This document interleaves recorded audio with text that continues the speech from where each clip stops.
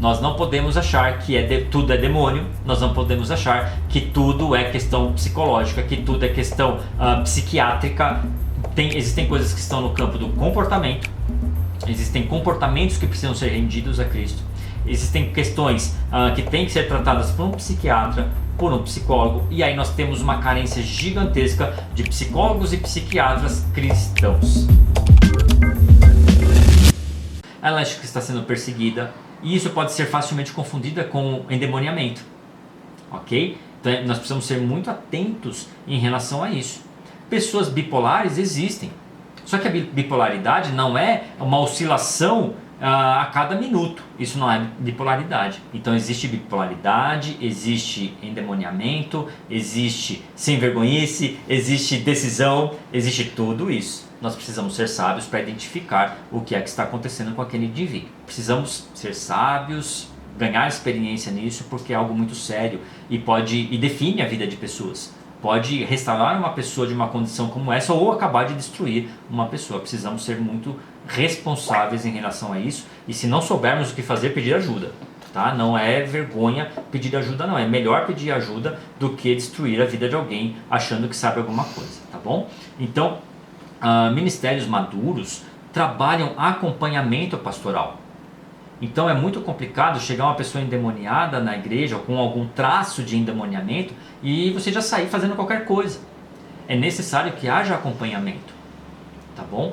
Nós lemos na Bíblia que é para a liberdade que nós somos libertos, ou seja, a libertação existe um momento ali, mas o processo de libertação de fato é um processo. Então você pode ser ali livre, mas você precisa viver em liberdade, tá? Desenvolver isso. Então é necessário que nós desenvolvamos no nosso ministério acompanhamento pastoral, processos de intercessão, discipulado consciente, discipulado profundo e um suporte psicológico psiquiátrico quando necessário. O estágio mais profundo, mais extremo, que nós observamos como transtorno espiritual é a possessão. E aí é o estágio que precisa do que nós chamamos de libertação. Então, em um estágio como esse, nós observamos influências demoníacas alcançando um domínio severo sobre a cognição da pessoa.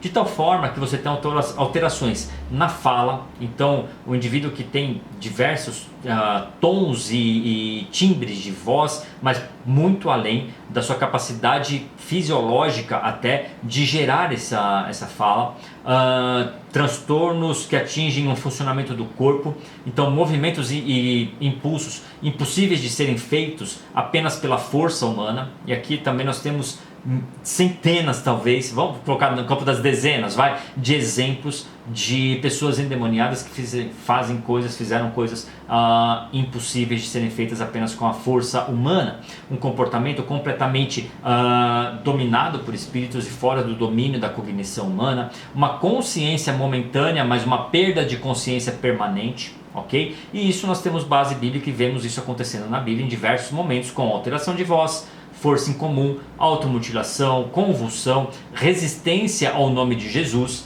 Então, como é que a gente embate isso? O nome de Jesus.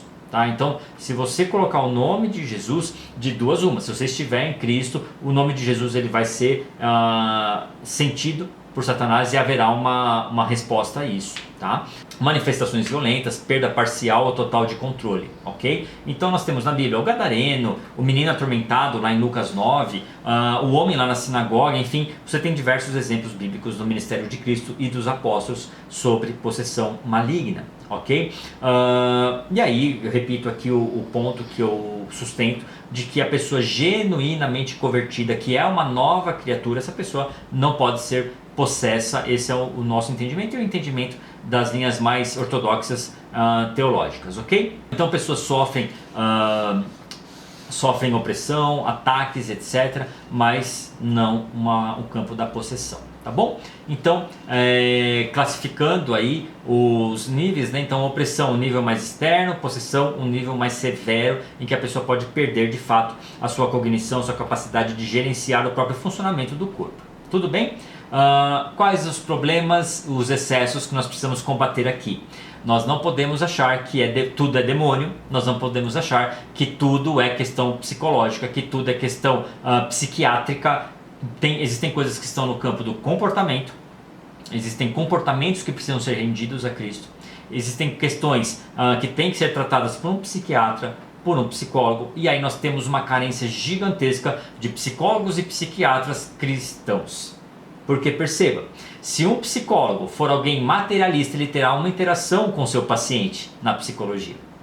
E infelizmente o CRP, o Conselho Regional de Psiquiatria, de Psicologia, melhor dizendo, ele vai contra qualquer entendimento que não entenda que a única possibilidade de interação é aquela freudiana, aquela da tradição da psicologia.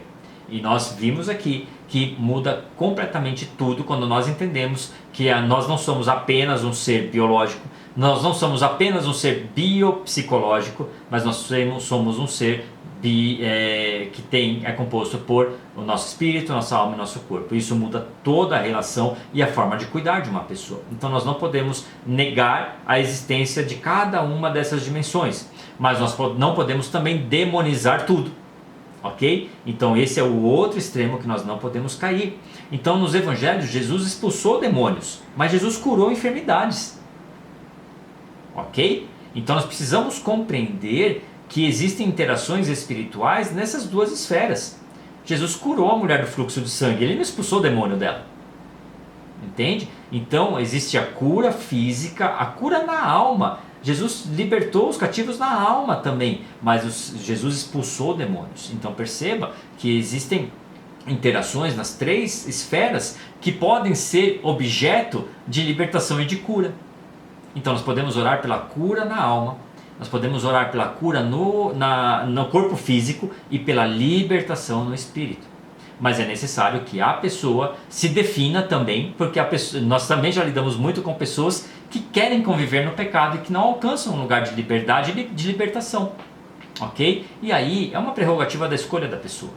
Ok? Mas se ela confessar os pecados, deixar os pecados, ela alcança libertação, alcança salvação. Então depende da pessoa. Ok? Então nós precisamos olhar para as pessoas como Cristo olhava, ou seja, olhar integralmente para as pessoas. Daquele jeito que nós vemos lá no Antigo Testamento, lá na Torá, compreendendo que nós somos seres íntegros. Não dá para diferenciar o tempo todo e colocar, não, isso aqui está só na alma, isso aqui está só no espírito, isso aqui está só no... Não, as soluções estão, sim. Nós precisamos orar, mas nós vivemos de uma forma integrada. E não dá para a gente desintegrar o que nós somos do corpo, alma e espírito. Tudo bem? Então, o que é importante nos nossos processos de cura e de libertação, o que nós devemos considerar? Há que haver arrependimento. Se a pessoa não se arrepender, não adianta, você vai ficar expulsando o demônio da mesma pessoa a vida inteira. Ok? Há que ter perdão. E o perdão é algo muito difícil, porque o perdão não dá vontade de perdoar, o perdão não é na alma. O perdão é na decisão. Ele é na alma sim, mas no campo da decisão. E isso só se dá a partir do novo nascimento, porque eu decido perdoar, porque eu sou uma nova criatura e eu me empenho nisso com força e com uma decisão diária, muitas vezes hora a hora, de perdoar até que o perdão seja algo normal na minha vida. Então assim, tem dia que você não vai levantar com vontade de perdoar e que você vai querer tirar satisfação e resolver no braço aquilo que você já disse que tinha perdoado. Lute com isso e o segredo está no Espírito Santo de Deus, no novo nascimento, ok? Discipulado constante, discipulado que discipula para a liberdade, não para o aprisionamento. Então, se você é discipulador, se você ensina discipuladores, entenda que ao discipular nós precisamos trazer as pessoas para o Espírito, para Cristo, e sair da frente delas, ok? Então digo que nós trazemos o discípulo para nós e quando estão chegando em nós a gente encaminha para Jesus. Sai da frente, deixe o seu discipulado encontrar a Cristo. Um discípulo não pode depender de nós, não pode depender de mim como discipulador. Você, discipulador, não pode ser âncora do seu discipulado. Você tem como criação de filho. Qual é o sucesso de um pai na criação de filho? É o dia que o pai se torna inútil na vida do filho. Então, o meu filho de 22 anos, ele tem que ser independente financeiramente, ele tem que ser independente nas suas decisões, ele tem que ser independente na sua forma de gerir a sua própria vida, e ele tem que me querer apenas porque ele me ama. Ok? Então, mas ele não precisa de mim. Ele não precisa, ele consegue pagar suas próprias contas, ele consegue decidir se vai, se fica, se troca de emprego, se fica nesse emprego, ele pode me consultar porque ele confia em mim. Mas a decisão ele sabe que é dele. Deu para entender? Então o sucesso no discipulado é quando esse discípulo de fato já está discipulando outras pessoas, quando esse discípulo de fato consegue chegar nas conclusões corretas e vem só, olha, pastor, eu pensei nisso, o que você acha? Não, tá certo, meu filho, tá correto. E essa é a melhor situação dentro dessa. Então ele já está trocando informações e experiências no campo da troca e não no campo da dependência.